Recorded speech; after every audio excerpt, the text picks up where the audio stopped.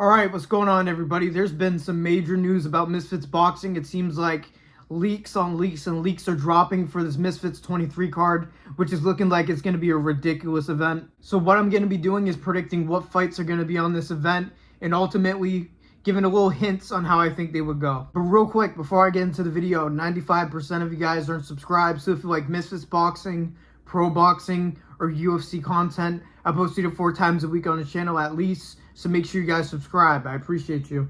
All right, first let's talk about the main leak and potentially the main event of Misfits 23. I'm giving in, guys, even though a couple days ago I was saying I don't think this fight's going to happen. I don't think it makes sense. I ultimately think it's going to happen anyways because it seems like Darren Till has other things planned, which I'll get to next, trust me. But it's really seeming like Andrew Tate has been training. He has been in the gym. The sparring sessions have been interesting, to say the least, that I've been seeing. So it seems like they're going to make this fight. It seems like Chase has nothing really going on. He says that he's going to face Asim Rahman Jr. on the card, but that's not confirmed either. He could just be saying that. There is nobody else if it's not Darren Till or Chase Demore. It's not going to be KSI. If it's KSI, it's dumb. He has a hand injury, and it needs to be treated and recover. If his team's going to push it more down the road, injury linger on longer just because they want money out of him, that would be a joke. But the thing about Andrew Tate, right? The way he's been training, like, is Andrew Tate going to be one of these guys that's going to want to go committed to the gym? Is he going to be one of these guys that's going to want to come home bloody with all the things he already has, all the money he already has? He doesn't need the box. Is he going to have that attitude to grind and prepare for a fight? And if I'm not saying Chase Demore is necessarily the guy that's going to test that if he doesn't humbly train, but activity is a real thing, and Chase Demore has been extremely active. I'm pretty sure he fought last month, so he's been extremely active and improving, and Andrew Tate has just been on his internet shit, casually training for however long now. So, I don't know, the lack of...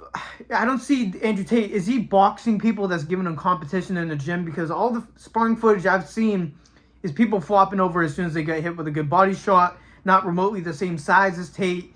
Is he in there pushing himself in the gym? Because that could end up being a factor if he fights multiple fights. But if he's just going in there to fight Chase because he thinks he can beat him comfortably, which we'll get to. I don't know. Chase has been so locked in that he should take him seriously regardless. But I don't know. I probably would edge out Andrew Tate. But it seems like that fight's going to be happening. So it's crazy. I did say that Misfits does need to rely on some of their talent to main event. So I guess that's what they're doing with Chase. So I won't complain too much, but I just don't think it makes that much sense to me. I think Till will make more sense, but it seems like he's fighting this guy instead. And I think Darren Till is going to fight Nate Diaz. I think that this fight, the co-main event, is going to be Darren Till versus Nate Diaz because they've been bickering back and forth on Instagram, Twitter. It seems like Darren Till is just waiting for Nate's side. It seems like a lot of these fights are in the stages where they're waiting for somebody to sign. Fight announcement soon. We got a ton of Misfits fighters saying announcement soon, so I really think this card is going to be incredible. And this would be no short of it. This will bring in the MMA audience. Jesus, this will be... Hold on.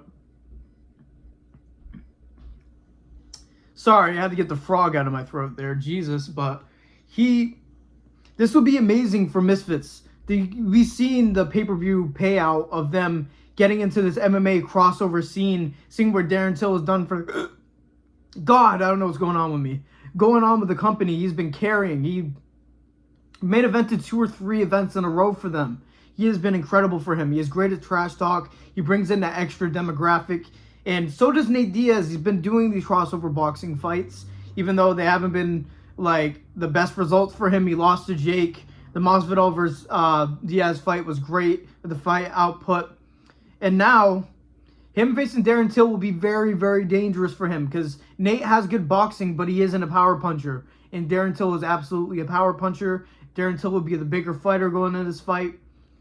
Now, I would not feel great for Nate going into this fight, but it would be undeniably incredibly big for Misfits, especially for a co-main. This card, man, could do 1 million pay-per-view buys.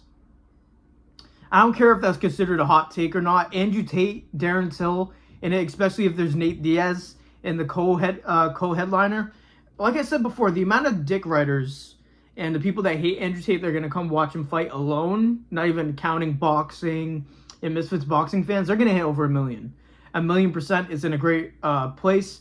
And Darren Till versus Nate Diaz, man, sign me up. Can you imagine how good the build-up of the fight for that fight would be? It would be incredible. I think Darren Till will win brutally, but I want to see it. I'm not going to lie. I love Nate, but I want to see Till versus Diaz 100%. All right, now for the third fight that I think could be on this card, I think they're going to try to unify the belts. Tony Ferguson versus Anisong Gibb. Now, this I am more excited than anything else that is rumored on this card. That will be an absolutely sick fight, even though I disagreed heavily with the Salt Poppy stoppage. Starting to find more and more success in the Oh. Oh my god. Whoa, whoa, whoa, what the fuck? What was that stoppage? What?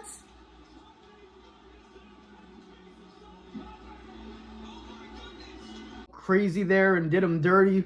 They got to unify the belts now, and unless Gibb is just going to give it up and never fight again, he's got to fight Tony. And it seemed like Gibb was only going to come back for one of these crossover big-time MMA fighter-opponent fights. And I think this is perfect for him. This is going to be an amazing fight. It's going to be an amazing platform for him in Dubai.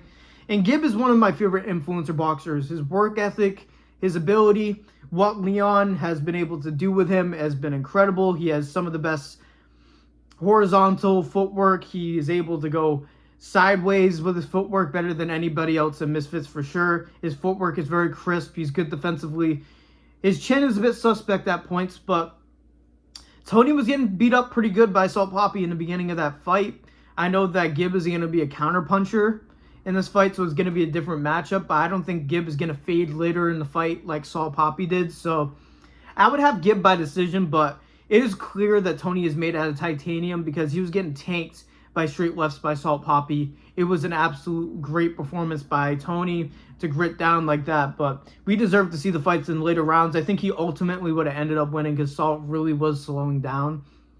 But that stoppage was bad. No and ifs or buts about it. It was just bad, but this fight needs to happen. It needs to be on this card. Whether they interchange one of the other big fights out for this one, I feel like this is very important for the product, and they need to get things going with that division and that title. So, Tony Ferguson versus Anisong Gibb.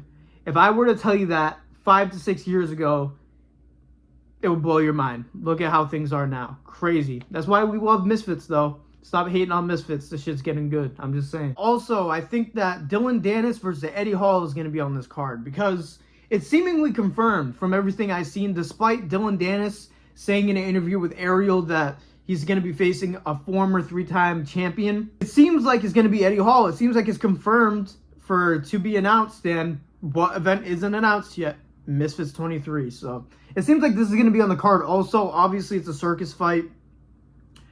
World-class jiu-jitsu versus amateur MMA experience and brute power. I think it'll be a spectacle, and it'll bring in a lot of eyes. Despite if you like Dylan Dennis or not, he is a major draw. He is, and it's because he's such an idiot sometimes. I'm sorry, Dylan, if you're somehow watching this, but he acts out, and people buy into it. People want to see him lose, or people want to see what he's about because he talks a lot of crap. And this brings in the Bradley Martin mindset people. Oh, my favorite demographic of people in this world. Listen to me. I instantly think that you Bradley Martin people are going to say, oh, Eddie Hall is obviously going to win. Now, it doesn't matter how heavy you are for you to get your ankle picked and snapped. I'm just telling you right now, I'm not saying it's going to be an easy ankle to snap, but I'm not wishing it on Eddie Hall or anything. Dylan Dennis is going to submit Eddie Hall. Whether it's early, I don't know. He might struggle to get in position of a submission early on because the pure weight of Eddie Hall. Unless he can make Dylan tap by squishing him with like some sort of like arm triangle-esque submission where he's just simply weighing himself on him where Dylan is getting crushed. Dylan Dennis is going to win this fight. He's not going to be on the feet for long. It's going to be a circus fight for sure, so I guess there's a way that Eddie Hall wins, but experience beats size every single time, ladies and gentlemen.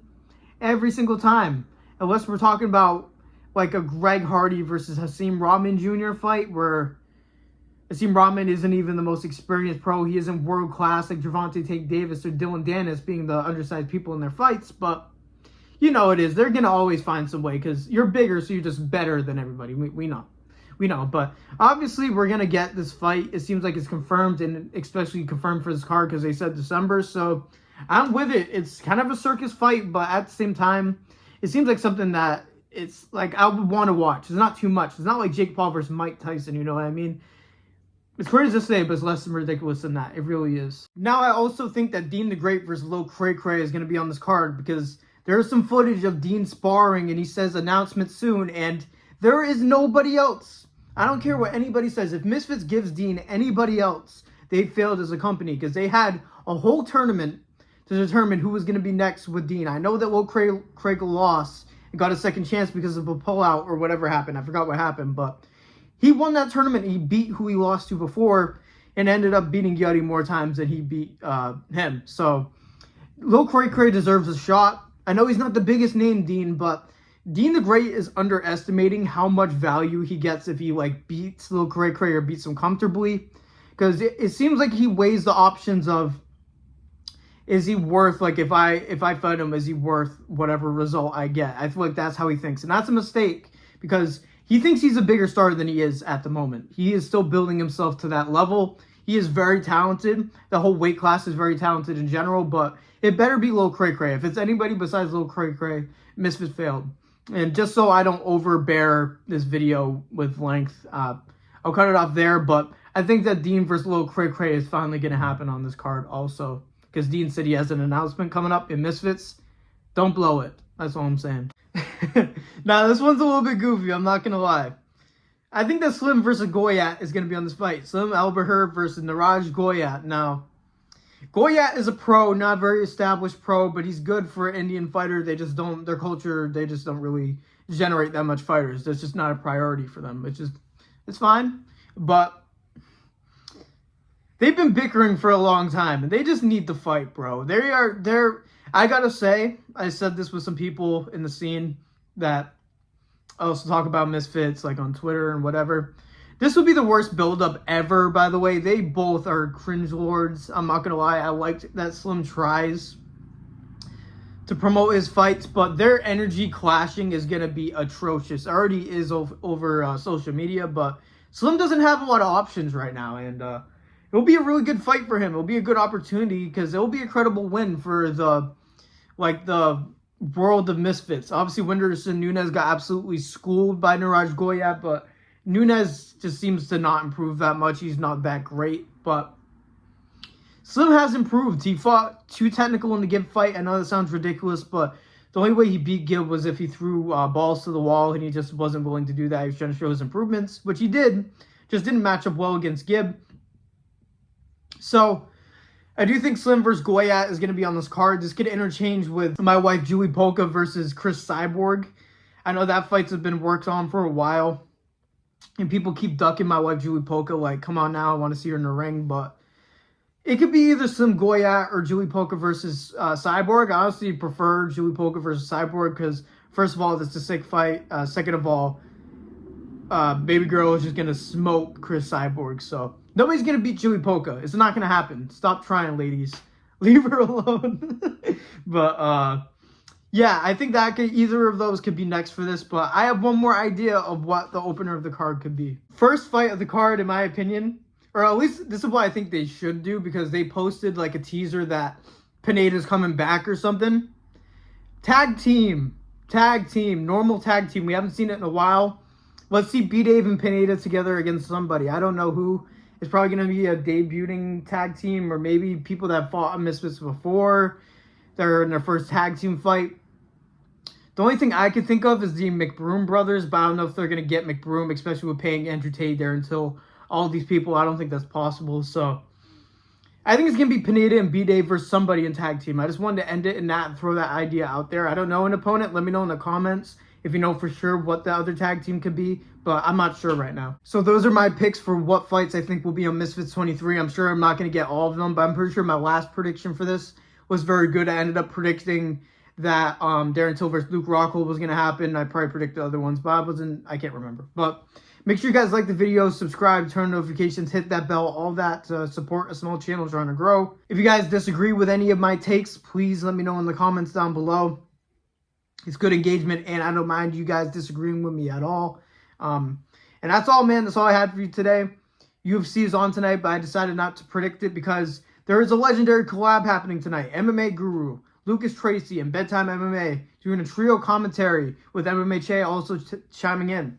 I don't really watch Lucas or Bedtime, but I acknowledge that this is a big deal for the community, so I'm going to support. Make sure you guys view that. I might do a prelims live stream still, but I don't know. I really want to see what's going on with that collab because it seems very cool. But yeah, man, that's what I'm doing tonight. So no UFC. I'm sorry, but I made sure I uploaded today to make up for it. So thank you guys for listening to me yap like usual. God bless every single one of you. And peace out.